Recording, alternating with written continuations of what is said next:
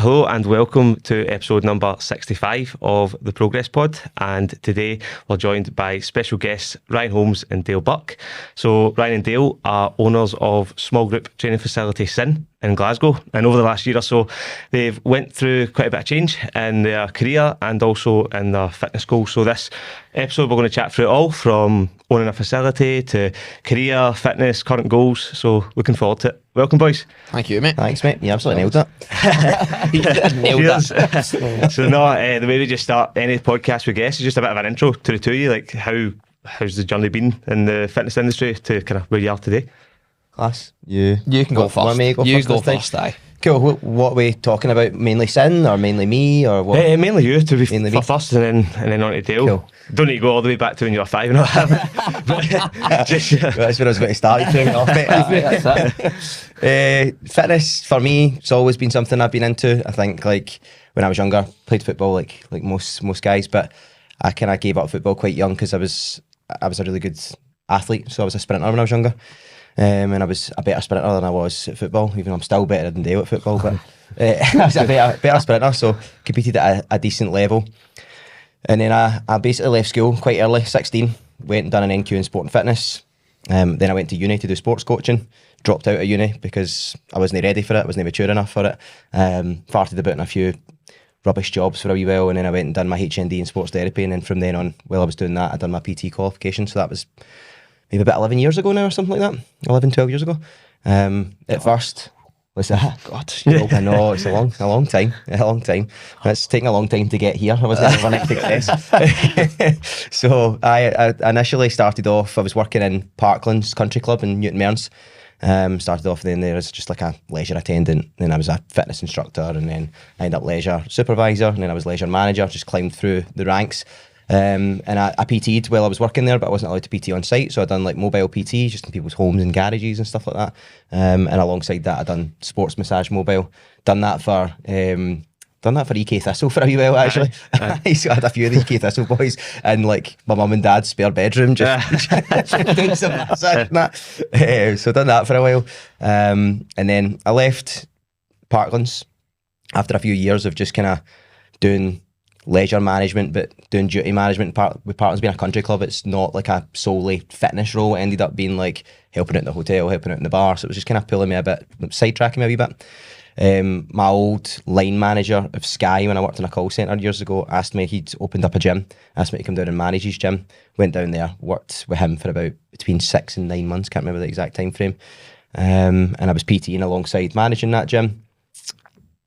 Didn't love it. Started working with Pat McVeigh's Shed Boot Camp, worked in there for about maybe 3-4 years, up until lockdown. When lockdown was hit, met David Hatt, started doing MTN online coaching, met Dale through David Hatt. We started Sin maybe about 3.5-4 years ago now. Because as long as that, it's been going for a lot longer than people think. We've only had the gym for a year. But we worked out of commando for quite some time. We've been through the ranks. I'll let maybe Dale go down that route with his story.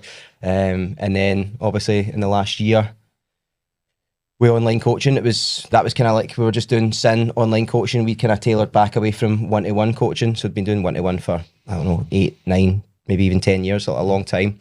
But it was very hard to manage one-to-one online and Sin, and kind of part of the vision for us was to really grow Sin, and obviously at the time was to really play a major impact in growing MTN as well. As Sin's got much bigger, it's became difficult to manage two pretty big brands within the Scottish fitness scene, and I felt like that was the reason. Like, we'll probably speak a little bit about MTN, so I'll not go into too much, but obviously that's the reason I've stepped away from MTN online coaching, and we're just solely focusing on Sin now, because we've had the gym for the last year. We've grown a lot in the last year, but probably maybe not as much as we could have, just based on it being like us having a few different interests at the same time. So for the last 3 months even, Sin has been the sole focus, and a lot of things have changed within that, which I'm sure we'll lead on to, but that was a kind of short version of my kind of fitness journey up until this point. Brilliant. Let Dale catch it. There's been a bit of a different one, isn't it, Dale? Aye, it has been a wee bit different. It's not been all about in the fitness scene, really, to be honest. I was a joiner for best part of 10 years. Left school, got an apprenticeship, working for the council. Done my full apprenticeship, stayed there for a good few years, and then I was kind of had a bit of a point where I was like, this is not for me. I can't do it. I was just always kind of into fitness. I always started training. A lot of like the reasons why I started training was to like, it was better in my mental health and things like that. We'll not delve into too much on that, but it was just one of those things that I just fell in love with massively. And it was just a case of, it's almost like it was more fun rather than like try to educate myself. I just get really, really invested in it, and I was like found myself any time that I was spare time I was spent on YouTube watching the classics of Christian Guzman, Steve Cook, all that that side of things. Just the Hodge twins. You ever watch them? You remember them Hodge twins? Nah. Oh man, legends. Shout out. But I just pretty much learned the sort of bro science of every single part about fitness, and it just kind of I fell in love with it, and I started training with a few of my mates and really fell in love with the actual movement side of things and like biomechanics, things like that. And I was starting to actually get quite good at showing my mates how to do it, and I was like, this could be something here. Like I've actually like really found a bit of passion in something here. And I kind of seen that as the little bit of light behind the door of like, this is my out here, away for the joinery tools and fitting kitchens and being snapping my back every single day. So eventually it left. I managed to make the leap, and I was I was doing both at the same time. Actually, I was getting up at like, I got my first couple of clients. Actually, one of my very first ever client still work with us right now. It's Radcav. My very first ever client. God forbid, I was like, right, mate, I need to meet you in the gym at 5:30. He would have been loving that. But met him at the gym. I managed to find a little gym. It was literally around the corner from here. Found a wee gym. It was allowed me to pay like per client, and I managed to like, I got up at 5, put my worky stuff in the van, drove her in the van, went to the gym, took my client, Radcav, from 5:30 to 6:30, get showered, get ready, and then I'd be back in the van driving through to wherever I would be going, missing my lunch break, so that I could then nip away early at like 3 o'clock, miss the traffic, get back for like my evening clients and trying to build it through that. Like, so it was like a case of just absolute go for a very long time of like working those two jobs. After I did qualify for being like a personal trainer, completely skipped that part, but I mean, nobody really cares about that, so we'll just get into the nitty gritty stuff and tell everybody how much of a hard worker I was. So went from there, built that up a little bit, and once I started getting to a point where it was like calendar days and hours were just like maxed out from a point of like, pretty much 7 days then, or the weekend making. The weekend was a big one. Like, I finished early on a Friday, so that's when I was like almost picking up everything else that I was doing. But at the time I had that shoulder injury and stuff like that, so like my training wasn't really there. It was just kind of a case of, right, I just need to lean into kind of building this business as much as I can with still working a full-time job. It was tough, but in that time I already met David Tatt. I already kind of reached out to him by that point when I was like doing my qualification. I reached out to him. He actually trained in a gym that I was training in at the time, and I was kind of seeing this guy. I was like, what the fuck is he doing, man? I want a bit of that.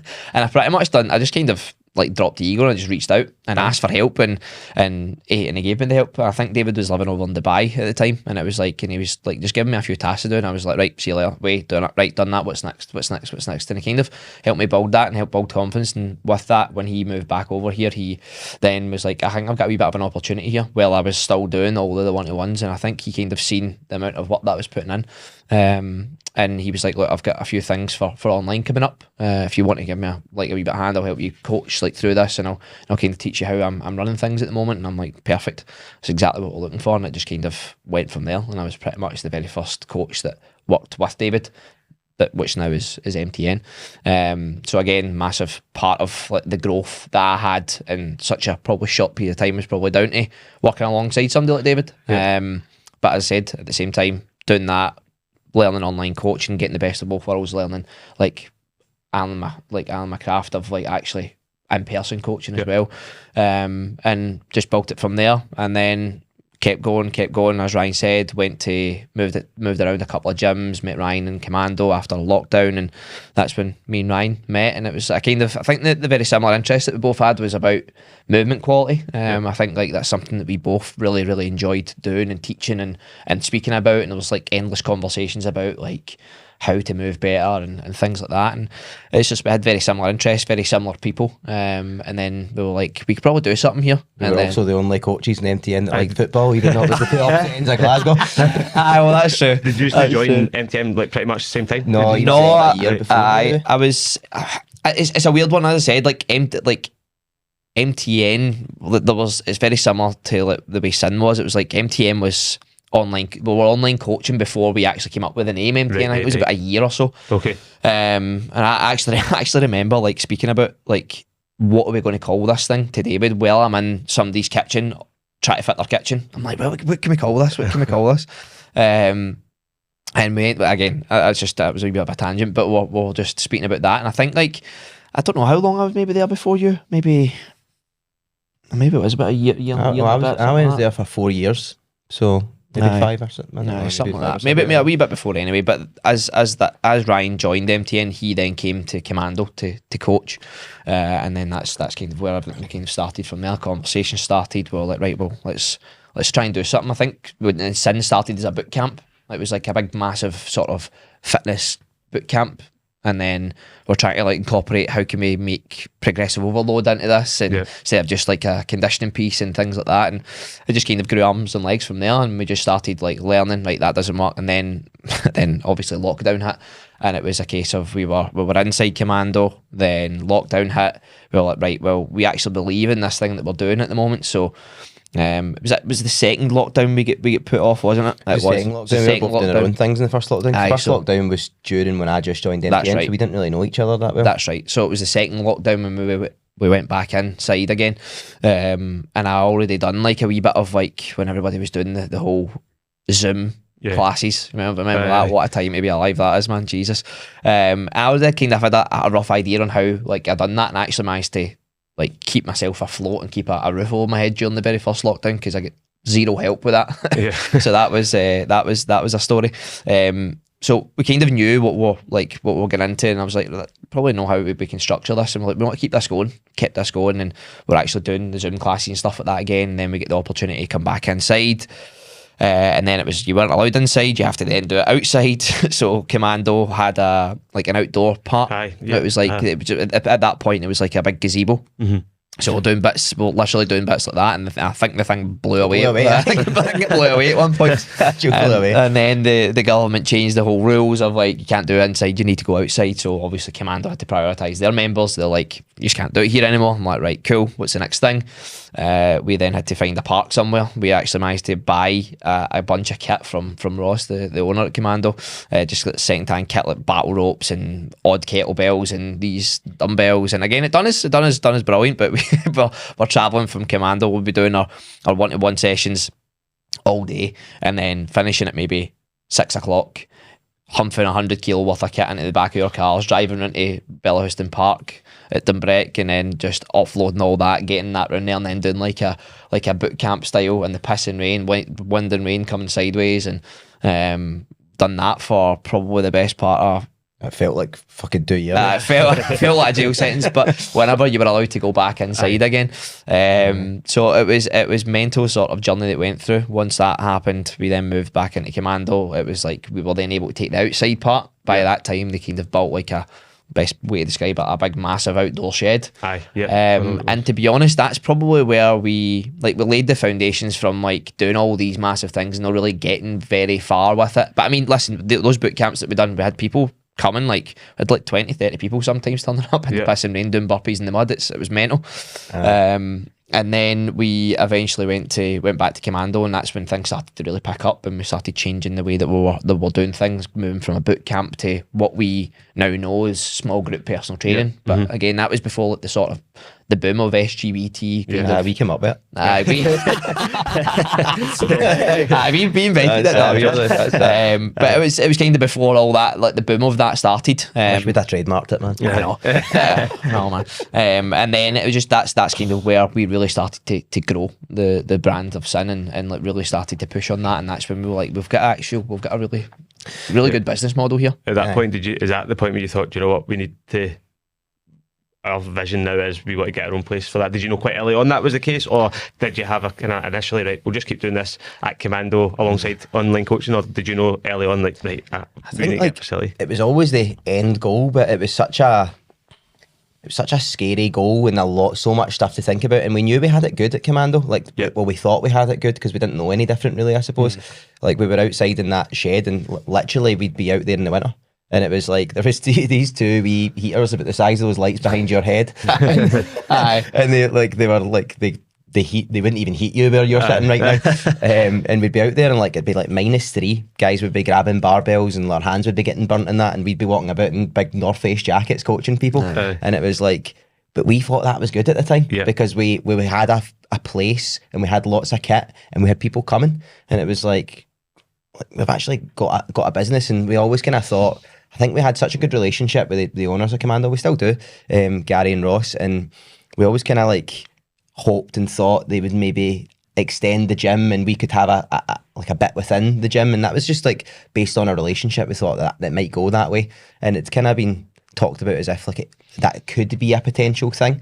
So I think like us moving away, we probably didn't even think about it for the first year and a half, actually, to be honest with you. But then like the roof for the shed, like it wasn't the most watertight, let's say. So like if there was like heavy weather, which we get here all the time, like the place would flood. There'd be like a waterfall coming down off the lean-to. The whole area would flood, and it flooded. This was kind of the turning point of where we looked for somewhere. So it flooded quite bad, and we get moved inside. There was a wee small room in Commando that they let us use, but it was about half the size of the space we were used to. So everything was a bit more condensed. Exercise kind of selection had to be kind of changed a little bit to kind of maximise and make use of the smaller space. We're all a little bit limited, but we changed things to make it work, and we were probably quite happy because we were like, Christ, we're not coming in here and like absolutely freezing, having to wear gloves coaching anymore. But then Commando decided things had to change, and we'd bought quite a bit of our own kit, and then we were kind of like, other people were using it, and like there's wear and tear. Everything was just getting a little bit like frustrating. And then Commando wanted to make use of that space in a different way, put us back outside. And I think because we'd had a taste of being inside and being warm and being like having a service that actually ran in a gym and not in a shed, we were kind of like back outside. And that was kind of at the point where we were like, this isn't working. Like we've got all these members that have paid us a lot of money to be inside, and then we're back outside. So we've changed the goalpost because we were kind of had our backs up against the wall at that point. And it wasn't like that wasn't like out of a bad decision for Commando. It was just they had to prioritise their business, and obviously we had to prioritise ours. So at that point we started looking for somewhere. But because Commando's obviously over in Renfrew, like, and that's where predominantly most of our clientele was. So we were looking in that area, and we'd went and seen an old car dealership. Do you remember? An old car dealership. We went in and had a look at it, and it was like a cracking big space, but it was like in the middle of a bit of a shithole, to be honest. We looked at another couple of wee places. We looked at another place. Where was it? I think it was right next to Ibrox Stadium. Preston? This thing was humongous, like absolutely. I think it was like an old sort of shipping factory or something. The roof, the ceiling was like it felt as if it was about a mile high and a mile long. It was massive. I was like, this is too big. But I suppose like it kind of made sense for us to be down at Commando at the time. I think like that's where MTN is located and stuff like that as well. And then when that happened, I think it was just a case of like, right, we need to probably prioritise that. And see, now thinking about it, like when we look at the size of the space that we were in Commando, and we had like, it was like 12. Yeah, like groups of 12 coming in, and again, like the way we ran it was like blocks, so it was like specific times that you would essentially buy like a membership. It would be like you would buy like a Monday and a Friday membership at like 7 a.m. And that's 2 times that you come in at, and it's like kind of kept it that way, and that's 2 sessions you come in at. I mean, we've pretty much filled that out, and like every single time we come in, when you think about the size of that space, probably no bigger than this square here that we're in. I know that doesn't really help for this podcast, but it was it's not really, it was tiny compared to what we've got now. And then we kind of, as Ryan said, we started looking, and then we eventually fell into the space that we've got, and found we were nearly taking a space in Tradeston, and it was a mess. So like we'd looked at it, and it looked perfect. It was a decent space. It'd obviously been used as maybe a dance school or something like that in the past, so it was like already kind of like mirrored and all that sort of stuff, and it looked like it would have worked. But then like we were looking through, and like part of the ceiling had come through, and there was like dampness everywhere. So the first time that we went, we don't think we even noticed that. And then we were like, that was put us off. But the unit that we're in just now, is, do you know Jonathan Gardner, the photographer, videographer? Yes, so it's mate, his dad that owns that unit. Right. So it was actually David that found it. Okay. So David was down speaking to Jonathan about a project that he was doing at the time, and he was like, "Do you want to come and see my dad's just purchased the church next door, and he's going to turn it into a couple of units?" And David came in, he was like, "This would be perfect for Ryan and Dale," and he messaged me that day, and then we came down maybe a couple of days later to meet with Jonathan's dad, and obviously with it being an old church at the time, there was like already a business downstairs, but the upstairs of where we are just now, and there's another floor above, but there wasn't another floor above. It was just a big open space at that point. They put a mezzanine in and split it into 2 units. But at the time, it'd been used like for a few different things, but it was obviously an old church hall, so the floor ran like that, like it wasn't level. So that was kind of the biggest downfall for us, and we were like speaking to Jonathan's dad, like we would love this, like space wise, like location. It's obviously quite close to the city centre, so it wasn't where we were initially looking, but we were looking at the pros of, right, okay, well, like accessibility for anywhere. This is like a hub. In terms of the actual size of the unit, like perfect. Spoke to John about what he was looking for in terms of cost, fit in our budget. It was perfect. But the biggest thing was like, right, well, we're going to have a gym. We can't have a floor that's not level. So barbells rolling down. Exactly. So we spoke to him about that, and the joiners were already in, kind of doing a bit of work, like putting the mezzanine in, putting the ceiling in and stuff like that. And we were like, look, if this was something that could, like, you could level out this floor, we'll take it, like no questions. And I think obviously the John decided and told the joiners, which they probably still don't like us to this day, because it looked like a terrible job. Being a joiner, it was a terrible job. But they got it all sorted for us, and quite quickly. Like we finished up in Commando maybe in like April. I was getting married in May anyway, so like it kind of suited us for where we were stopping. Like we had my stag do, we had like I get married abroad as well, so we were away for a period of time. And basically when we came back from my wedding, like maybe 2 weeks or something like that, and the place was ready, because we were obviously at this point, the joiners had to put the ceiling in, they put the suspended ceiling in, they done the floor, and then at that point we had to start putting our stuff in, like the Clyde built rigs and getting the place rubber mat floored and stuff like that. And we were pretty much ready to go. Kind of I think it was the 20th of June we've been in there since. That's pretty quick, because that kind of answers my next question. I was going to see, like, well, how was the actual process of getting the facility sorted and ready? Because I'd imagine trying to juggle work, family and all that might have been stressful, but it sounds like it actually worked out really quite well. To be honest, we've probably done it the hardest way possible. Like, it's like every sort of stage of building this business, well, especially Ryan, he just makes his life hard all the time. It just seems like, but I think me and my fiance just moved into we bought the house that we're living in now, and that was like a full renovation job. So I was like completely renovating the house that I'm living in now, and also completely renovating the gym that we're moving into. Then Ryan was getting married. Then once Ryan was married, then we were building and changing the business. It was a case of like Ryan was then moving house and everything else. So it's just I think it was. We were going to do this podcast a while back, and I think it was that. I think you were moving house. You were like, it was just, you were getting into the facility. Moved house, riot. Got a gym, got married, and Caroline got pregnant all in the same year. So you had to trump me, didn't you? Had to trump me, man.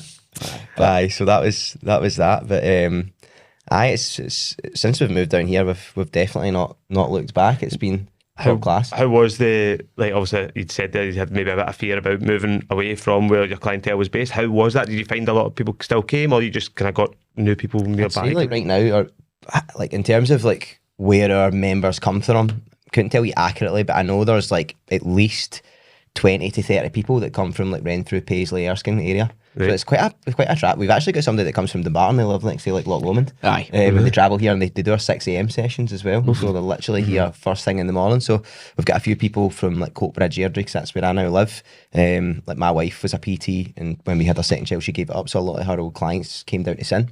Yeah. And then we've got a lot of people from now Glasgow as well. Yeah. I'd probably say there's always a little bit of nerves when you're doing something and making change. There's always some sort of like, probably more Ryan than me in terms of pulling back and going, I don't know if this is going to work. But I think you're always going to get nervous when you're doing anything new and changing. But I think both of us were very confident in the sort of service that we provide. Yeah. And I think like we fully believed in the product that we had, and we knew what we were doing was like was really helping people. And again, like, that's the main thing for us. It's like, were we getting results? Were we giving people exactly what they needed? And were we getting like the sort of feedback that we needed? And it did feel like that.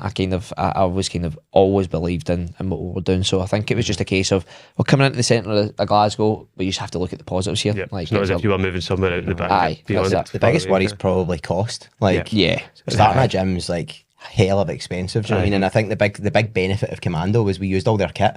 Like we'd added to it. Like, so like, we need an extra bench. We'd add an extra bench. We needed different dumbbells. We'd get some more dumbbells because, like, if they needed some of the extra kit for inside, they'd just pull from outside. So sometimes it was like less. So we just started investing in our own stuff, but we didn't have a lot of stuff. So we were pretty much basically starting from scratch. But when we decided we were going to leave Commando and start our own place, we stopped taking a wage from Sin. So we were still running the service and still pulling in a decent amount of money from the service, but we were just living off of online coaching solely. So we'd get used to not having that money anyway. So by the time we were ready to move in, we had the cash flow there to just get everything that we needed. And we've just added to that as we went. If we just kind of prioritised what's the things that we need to run the service, like all the other shiny objects. If we do like the Saturday service conditioning session, like assault bikes and all that, they all came after, because we're like, as long as we can run SGPT, as long as we've got squat racks, dumbbells and barbells, we're pretty much good to go. So that was the things we prioritised. We put all our money into flooring. Like, flooring is so expensive. Like, it's the one thing you don't think like about is like, right, okay, rigs, that's going to cost a decent amount of money, dumbbells, weights and all the rest of it charging you per kilogram, so it's like that's going to rack up a fair bit. Right, we now need to floor 2,500 square foot, and it's like $6,000. It's like crazy money just for some rubber. In terms of that, like, since you've been in, and obviously like some unexpected costs like that, like how's it been? Has it been more challenging than expected? Has it been better than expected since like owning your own facility? Because obviously that's a change for both of you in terms of actually owning your own place. How's that been? I think both kind of come into play of like, you have your challenges and you have your exciting parts, and I think it's just you get your pros and cons within. And I think it definitely comes with that. I think for us it's definitely more positive and exciting than anything else. But like owning any business, you're gonna feel the stress, you're gonna have things that you have to prioritise. You're going to, like, more so than anything else, it's probably been a bigger learning curve than anything. And I think the biggest way that we can try and view that is like, it is all new to us. It's like we're like hiring staff and looking at like actually owning a facility from all the unexpected costs and stuff like that, and making sure that the way that the sessions and stuff like that flow and the service improvements, and just looking at even the structure of the business as well. Like the way that we had it was, before we moved there, it was like we were shut for 3 months of the year when you total it up. But it's I think we ran like 8-week blocks and 2-week breaks. So we done it like a 8-week block, 2-week break, and then during that 2 weeks we would have like the promo for the next 8-week block. And that's the way it always kind of rolled. But when we started thinking about it, we were just kind of like, well, we've got this big facility and it's shut for 3 months of the year. It's mental. So we had to figure out a way that we could change that, and with that that's probably the biggest challenge that we had, I would say, because we were coming from a place of like a quite lucrative business, and everybody that we had in the business at that time, member wise, they loved it, everything we were doing. So people don't like change. People don't like change, and it's one of those things. It's when we are changing, we know it's for the better, but that's all they know, and they're like, don't change it, like, this is good. What are you talking about? I don't want this to change. Like, I'm happy staying within this. But then it's like, we had to think about not only just them, we had to think about the future of the business. We had to think about like, what would the new customer be looking like? What is the new people going to be? How can we get more people in here? How can we help more people? How can we build this business? I think that change though itself, like moving from blocks to monthly recurring, was like the biggest retention tool we've ever put in place though. Because like when we were running these blocks with a start point and an end point, it was almost like you're encouraging people, like, now you've qualified, you're ready to go out on your own now. Do you know what I mean? So there was that's why we were doing those 2-week marketing breaks, because it was like there's 50% of the people were dropping off and not signing up for the next one. Yeah. So you now, like starting again essentially. Like, Yeah. we need to get another full exactly. block and then, so that was the biggest. But that was all we knew as well. So Yeah. we couldn't really think outside the box of like, well, when are we going to have time to do this? And when are we going to have time to do that? Because we used those 2 weeks to do X, Y, and Z. And we're also thinking about ourselves from a selfish point of view as well. We'd always go on holiday during those breaks. have a break. We would say that like sounds good on paper. You're like, hey, 2 week break. No, it was never a 2 week break. You know, like it was harder because you had to promote and market, and like you're just stressed out your It head. was at least doing it for Cyprus. Aye. But aye, so that was the biggest change that we've done. It was probably the biggest like stressful thing as well. But since we've done it, like it's been the best thing we've ever done. Like, to be honest, like we knew we needed to make that change, but we'd signed up with like a mentorship group as well, and that was like one of the biggest things that they identified in terms of you want to. That's a big bottleneck in your business. You need to rid yourself of it. The other bottleneck in our business that we changed recently was the kind of specific days and times. So people I would say that was harder. I thought that was a lot harder. Probably was, to be fair. You're right. So that was the next thing, was like we were only doing 16 hours across the course of a week. So it was like we had 2 Monday groups, Monday, Friday groups, and then I think we had 4 like Tuesday, Thursday groups, and it was like if you were Monday, Friday, 6 a.m, that was the only times that you could come to.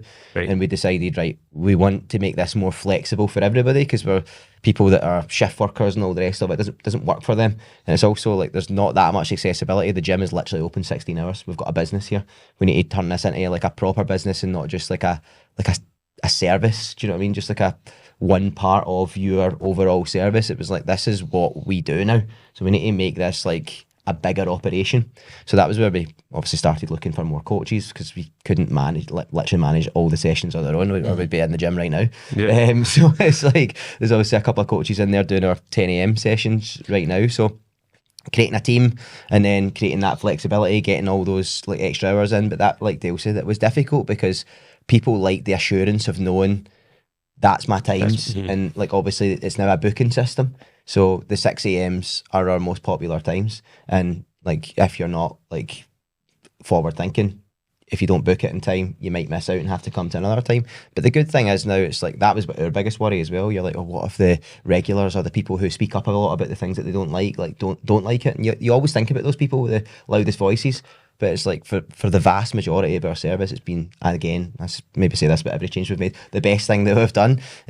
Because now like that's a massive selling point for us. Because you can literally, like, if something happens at home, childcare issues, work gets a bit busier, you need to be in the office a bit earlier, you need to stay a bit later. You've now got options to change week to week and change day to day. And the way it was before, it was like we only had 2 sessions, Monday and Tuesday with the same session, Thursday and Friday with the same session. Whereas now, Monday, Tuesday, Wednesday, Thursday, Friday, they're all different sessions across the week. It's a 5-day programme. So no matter when you come, you're getting like a brand new training session where you can, follow progressive overload. You're not doubling up on the same movements 2 days in a row. So a lot of the changes we made have been hard, and I think we definitely make them harder for ourselves as well, because, well, firstly, we've had to learn this on the job, a bit like you as well. Like, you're a PT, and I know you come from a corporate background, but it's like, I don't. And like a lot of the things, the business decisions and like the financial things and like managing a business, managing a team, it's like, it was all things I'd never done before. So it was like, well, why we hired mentors, but also like, we had to learn all these things on the go from scratch. And it's been that's been the hardest thing about moving to Sin, I would say, is just like trying to come to grips of not being a PT and just being a business owner. Yeah, the whole business owner type thing. And that's kind of my next point. I don't know if you maybe already answered that, but people in the industry maybe thinking, oh, do you know what, I quite fancy a facility, that looks great. Like, what would be your biggest piece of advice? Like, get a mentor and take all that on board, because I'd imagine from just a PT, just no business background, nothing, just diving into it, there's going to be a lot of stuff that they need to try and take on board. I think me and Dale are probably both the same in this. Like, we've always had somebody to look up to at each stage of our careers. So like for me, like firstly, like with the whole boot camp and learning how to run large group facilities and stuff like that, it was like Pat McVeigh that does the shed, and then moving to David, learned loads from him. And David's like massively into like business, so like learned loads from him about business. And I'm sure Dale, like most of the things that he's learned are from David, and probably me as well. He really looks up to me. So oh god, I'll let you jump. I know this is a comedy show. No, I suppose biggest bit of advice I would say is you need to be willing to be able to learn and learn quick. Like, I think that there's so much things that you won't even know about. Like, there's areas in, like, you shifting your perspective of, as Ryan was saying, from a PT to like a business owner. And you have to be able to learn how to manage a team. You need to know how to hire the right people. That comes with like practice. And then it's like, right, well, what's the difference in terms of the service? Because it is a very different service. Yeah. Especially like people will see that and they'll just be like, oh man, you've smashed that. That just looks great. But there's so many moving parts that you would not even believe. I could sit here and list like 150 things that makes this thing tick, and it just looks like to people that this just goes, no bother. And there's 150 things that have to happen for that needle to move. Yeah. And that happens like every day. And that comes from like onboarding, from trigger set automations, from marketing, from the client journey, from how our coaches are then dealing with that client, how are we figuring out about that client, what's the limitations, how is that happening, how are we then approaching them in the session, how is the programming going to flow, the flow of the session, how is it on time, how are you getting 16 people moving around a session and finishing at the same time and getting still enough time to chat to them, how is the check-ins going, how are you keeping them accountable, how are the payments rolling, what's the systems for your memberships, how are you, like, everything. There's so many moving parts. So like, it's not a case of you're going to come in and you're going to be able to just set all that up. It's a building process, and as long as you're willing to come in and start from like, I'm dropping my ego, I'm willing to learn, and it's like, don't expect things to happen yesterday. It takes time. Yeah. I think like exactly what you're saying, but you need somewhere to learn from. And the big thing for us was, we maybe would have got there one day on our own, but we definitely wouldn't have got there and got all of those pieces of the puzzle. And we're still not exactly where we want to be, don't get me wrong, we're still changing things, but we wouldn't be where we are just now and running the service that we wanted to be running just now if it wasn't for having somebody to like help us bypass some of those mistakes, and help us like identify some of the bottlenecks and issues that we had in our business that we were just like so blindsided by because it was all we knew. So like, I think that's the biggest thing for me is like, if you want to get to, or you want to climb the ladder, you need to look to somebody who's already climbed it, you know, and kind of help you get there. I think like, you'll know yourself, I know you're in a mentorship as well, Jordan, so it's like getting somebody who can give you the answers when you feel a bit stuck is just so valuable. Yeah, and it's just you learning from other people's mistakes rather than you making it. Yeah. If you speak to somebody that's already been through all the mistakes, they can then prevent you from doing it. It's the same with coaching in terms of fitness. Yeah. Like we all know that like you could go and try and do it yourself and watch 10 different YouTube videos and try a different meal plan, but why not just speak to somebody that knows what you're doing and just you can then just avoid all those mistakes and get there so much faster. And gives you peace of mind as well and like confidence in what you're doing. Yeah. Because I think we're quite bad for like, or we've been bad in the past at like just second guessing why we're doing things and what we're doing. And I suppose like thinking, is this that you always have like these kind of avatars in your head, and it's usually like the person who really doesn't like change in your business, and you almost start just kind of thinking that's everybody's mindset. And it can be the thing to stop you making the best decisions to move your business forward. Yeah. And I think when you've got somebody there telling you, no, look, this works, and here's like 15, 50, 100 different case studies of who it's worked for, you just need to do this. It just gives you that confidence, like, right, we're doing the right thing, and this is going to be for the greater good for everybody's going to benefit from just this. need to get out of your own way, really. Like we spoke about what was it we used to say, like shedding the skin, I suppose. It's like what you know until this point. It's so hard of letting that go, because you're kind of like, well, it's got me this far. It's worked so far. Like, it's got me this far. Like this cat, like, because when we were changing, especially like moving from PT to like gym ownership, like it is a massive shift. Yeah, it's a massive shift in how things unfold for you and the things that you need to prioritise. And it's like being able to let go of that old self and shedding that old skin so that you can actually grow as a person, as a business, and make sure that everybody's moving forward with you. Yeah, no, amazing, guys. That's brilliant advice, and it looks like everything's going amazingly well as well, which is great. So, switching then from the kind of business side of things to you guys. So, I've noticed a bit of a kind of change up in your training as well. I know prior to maybe the last, year or so, a lot kind of bodybuilding focused, physique style. Now looks like you're getting involved in a lot more the kind of functional style training. How's current fitness training and goals going? Good. It's going well. We've got, I think, what's the next one? High Rocks in Paris. 3 months. 3 months. Doubles, doing it together? No, we're actually against each other. We're both doing doubles. But he's doing it with Stuart that works at Sin, and I'm doing it with David McCaig. Right, yeah. Haggis. Did you do it with him? I've done it in Glasgow. Aye. Yeah. I'm doing it with him. So, and he's an absolute whippet. Not quite as quick as you, but he's quick. So as long as I can stay in his tail, we smoke them.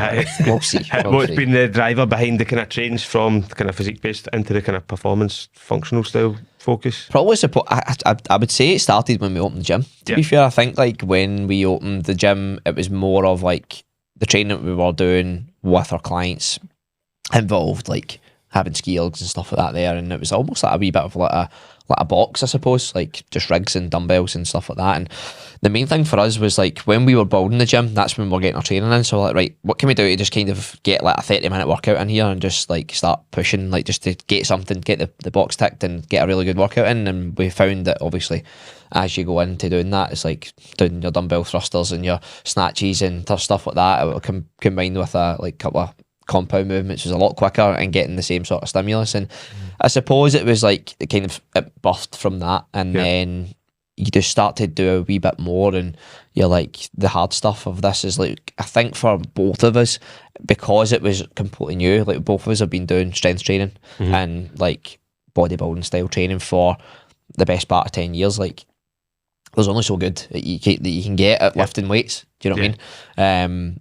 And I think like when you start looking at doing those other things of running more and like doing more sort of metcons and like just a wee bit more of like the conditioning pieces, it's like it's really, really, really hard, and it's you can see a lot of progression a hell of a like really, really quickly. So I think like that was probably the biggest thing for me, because I was like, oh, I'm seeing progress happen again that I've not really like, it was like a newbie again, that I've not had in a long time. That's my exact answer. It's just that being back to being a white belt. Like going again, like as I said to you at the start, like my background was sprinting, so 100 and 200 meters, so anything above that I hated my entire life. Like any form of endurance, I hated it. Heart rate up at 180, no thank you. Like it just did not, like it was never something I was interested in. It was never something I liked. And I think doing it and also seeing like the growth of things like High Rocks and like the community aspect of that and the competition element, I think like me stopping going to like competitions was something that I'd always missed and never really filled that void again. And I think like even me just doing like High Rocks last year, I hadn't massively prepared like that well for it, but and I hated it during it. The truth be told, I thought it was hell on earth. But at the end of it, I loved it. It was like, I can't believe I put myself through that. I can't believe I managed to complete that.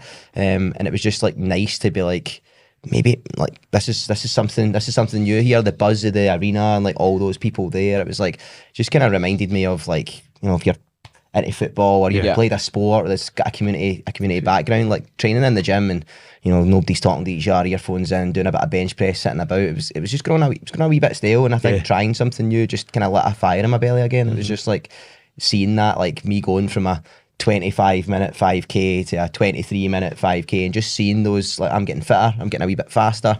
I'm actually starting to not hate this anymore as well. And I think you'll know yourself, like these workouts, like when you do like a High Rock specific workout or even go like a hard push run, like you never really enjoy it at the time. It's like, it's hard, you need to dig deep, but the harder the workout, the better you feel after it, the more accomplished you feel after it. I think I've grown a wee bit of an addiction for that. And I've not looked back, to be honest with you. Like I look forward to, I mean, we still do like a kind of, I suppose, functional fitness kind of hybrid style type kind of training program where there is a strength element for the first kind of 30-40 minutes of your workout. It might be bench press, squats, whatever, but it's like I can't wait to get that out of the way to get to the hard part. I think that's right. I think it's like it's good to come from a bodybuilding background into that. I think because then you've got the basics there, you've got that strength, and then but like you say, it does get a bit like the progress that you'll see when you are quite an experienced kind of lifter in the gym, it gets very, very small in terms of like month on month how much you're actually going to progress. But then moving into something like that, like High Rocks or running or whatever, you start to see progress really quite quickly. I think it's just a real good combination of like, because you still obviously keep your strength training in there, you've got your strength element, but then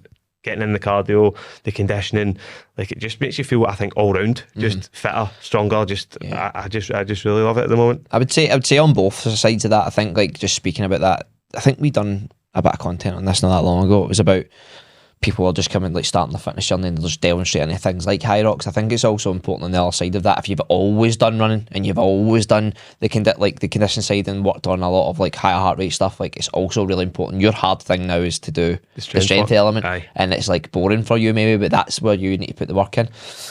But I would say, in terms for us, I think like it's something that's always kind of lingered in the back of my mind, I won't lie. Like, ever since I did start doing strength training and like bodybuilding and stuff like that, like I did love it. But that was really hard for the first 5 years, because like learning the disciplines of that and learning the disciplines of showing up consistently and looking at nutrition elements of that and like focusing on my sleep and protein intake and like progressive overload and really working hard in the gym, that's hard.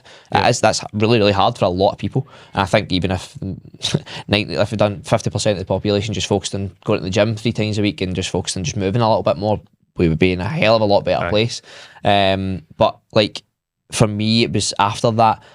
I always played football when I was younger, and it was like, it always kind of lingered in the back of my mind. I'm like, I really want to get fitter. Like, I know what I'm getting stronger, and I feel like I'm looking good, but I'd do a wee run to the shop or something, and I'd be blowing at my backside, and I'd be like, this, and I probably need to do something about this year. And it's like, as I was getting older, I was like, probably need to start looking after the old ticker a wee bit more here.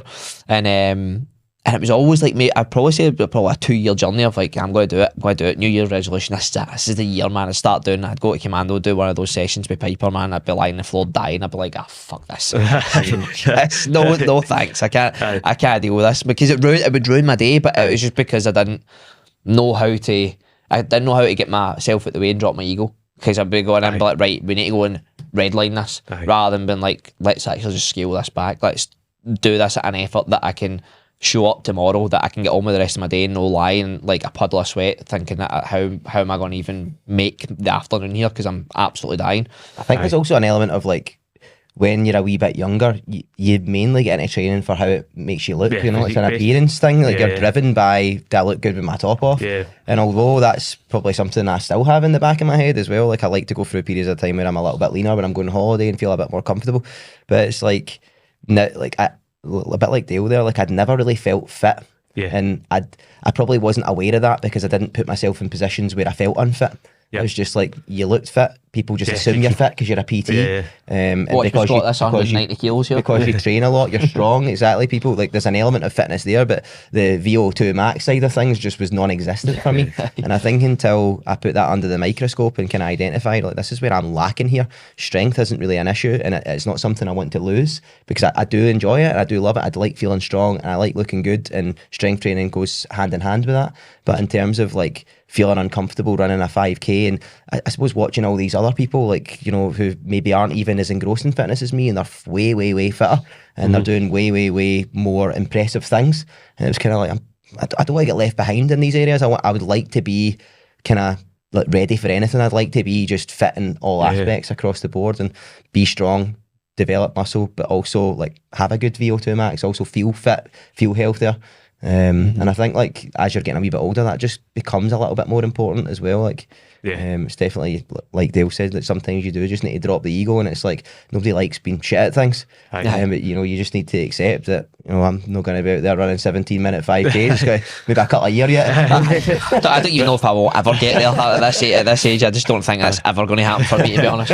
Mate, no, I would never say that, mate. Definitely not. But no, excited to see how that progresses, boys, and how we get on with that. But before we just finish up, just like, where can people find out more about Sin, about how to get involved and stuff like that, and just where you're based, just a kind of update on it? Mostly through Instagram, mine and Ryan's pages, but mostly the Sin page, which is just Sin Training.